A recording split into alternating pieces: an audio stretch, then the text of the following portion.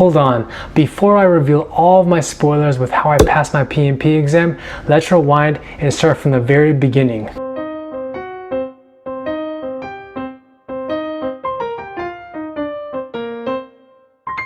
Hey everyone, my name is Alvin and I recently passed my PMP exam above target in all areas, and in this video I'm sharing with you my exact journey so you can learn from my mistakes and pass your exam on your first try.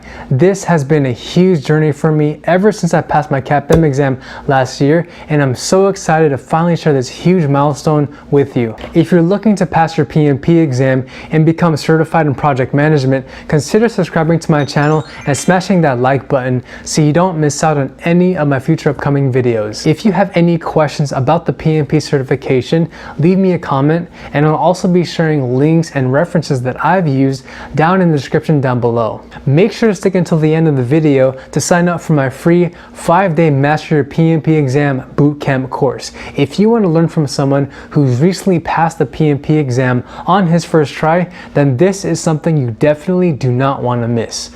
This is a free course that I put together that walks you step by step all of my lessons learned, strategies, so that you can learn how to answer every single question correctly and how to master the fundamentals of Agile. Now, as a quick rundown, and if you aren't already familiar with the PMP certification, it stands for the Project Management Professional, and it is literally one of the world's recognized and most in-demand certification across so many industries. It is literally the gold standard of project management developed by PMI, the Project Management Institute. Hold on, let me ask you something. If all you had to do to increase your salary was take a certification exam, would you do it? Well, for me, the answer is of course. I'm going to do whatever it takes to become a certified PMP. Now hold on, I forgot one last thing. The one thing I forgot to mention is that you need to fill out an actual application. You do need to have a minimum of 3 years experience leading and managing projects. In your application, you need to show experience that you've led projects, that you can describe your roles, your responsibilities, the objectives, the outcomes, and what the deliverables are for each of those projects. Remember, you do not need to have the official title as an actual project manager. As long as you can demonstrate experience leading all stages of the project management lifecycle, then you should be all set. So a little bit about myself. I'm an engineer turned project manager who graduated with my engineering degree from the University of California, San Diego. In 2020, I passed my PMP exam and I was able to transition from engineering directly into project management. Since then, I've been able to build up all of my years of experience in order to take and qualify for the PMP exam. Alright, so I finally submitted my application to PMI, and after waiting about a week, it finally got approved by PMI. You will not believe how stressed out, how nervous and anxious I was, wondering if I would get audited or not. But luckily, I was successful. Oh, and guess what just arrived? You won't believe it, but I just received the latest PMBOK 7th edition, the Agile Practice Guide, and this book by Kenneth Rubin called Essential Scrum. I've also just ordered Cornelius Fitchner's PMP Exam Simulator, and I decided to stick to a 30-day study plan for taking my PMP exam. Ever since I found out that the PMP exam covers a mixture of the predictive, agile, and hybrid approach, I've decided to really buckle down and master the core fundamentals and concepts in Agile. So I'm going to really spend the next few weeks really just understanding Agile and referencing my Agile Practice Guide.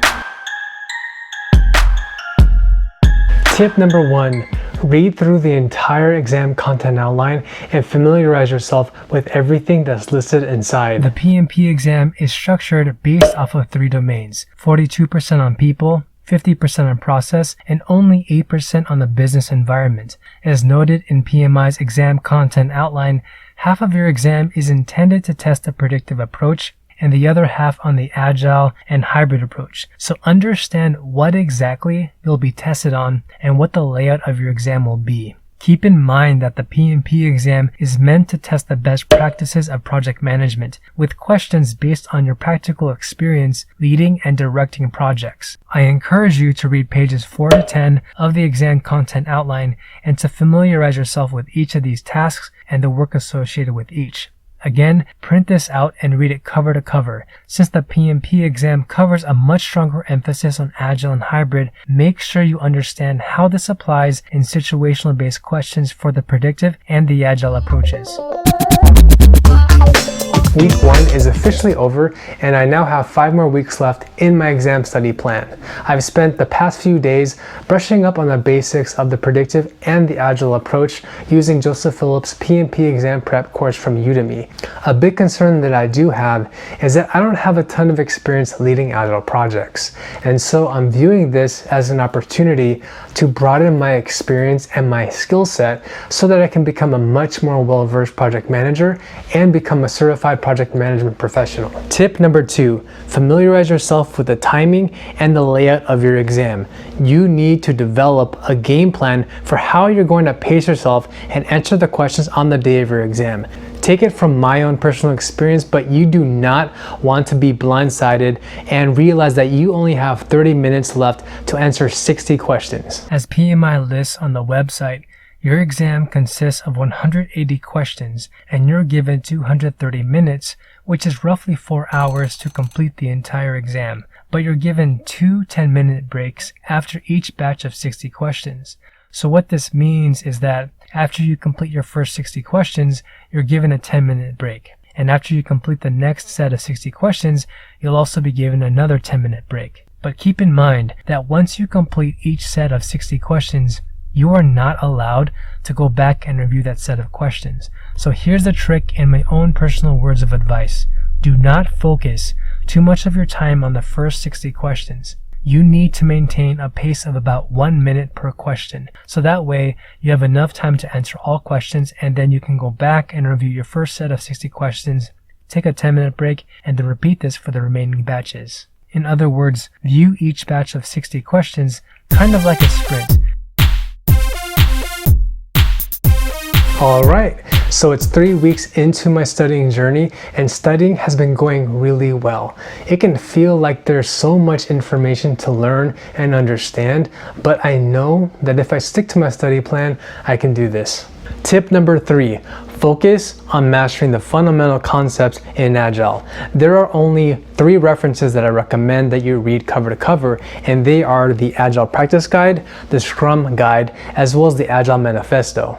If you're like me and you don't have a ton of experience leading Agile projects, you need to master the fundamentals of Agile. Focus your first 2 weeks studying the Agile process as it relates to Scrum. What are the different roles and responsibilities in a Scrum team? Can you tell me what the difference is between a product owner, a Scrum master, and a development team?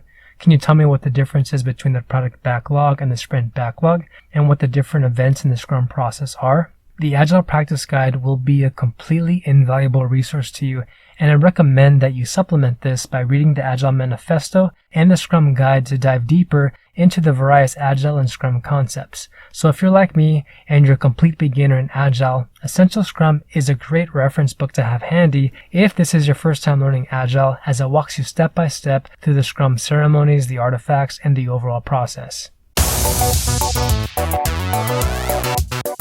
Hey everyone, I just finished week 4 and I'm starting week 5 of my studying journey. I can finally confidently say that I have a strong grasp and understanding of both the predictive and the Agile approach. I'm starting to practice daily quizzes, and I'm getting the feel and the hang of how to apply exactly what I've learned to solve these different scenario-based situational questions. And so I'm in a really great spot to ramp up my studying and take practice exam simulators. So wish me good luck. Tip number 4, you need to carve out time to practice, practice, and practice. You need to establish a daily habit of practicing a minimum of 5 to 10 practice questions every single day. It's not enough to just memorize everything that you've learned from Agile and Predictive. You need to spend and dedicate time to apply what exactly you've learned and understand how to solve these situational based questions. That will truly set you up for success on the day of your exam.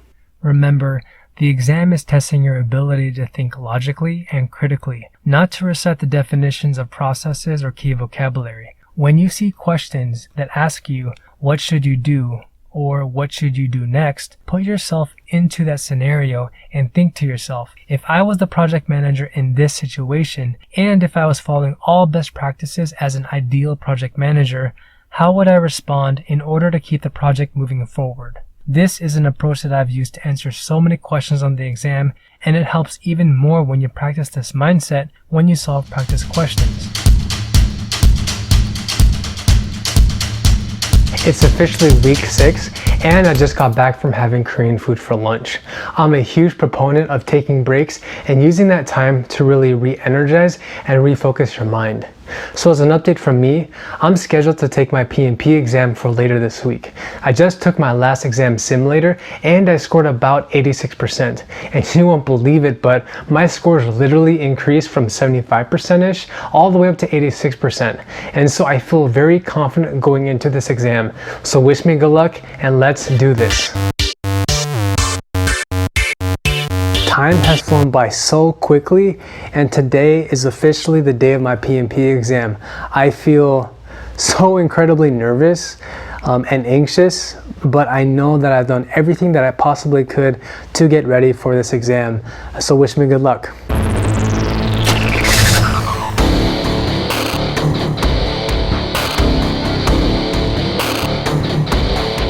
Guess what, you guys? I finally passed my PMP exam above target in all areas.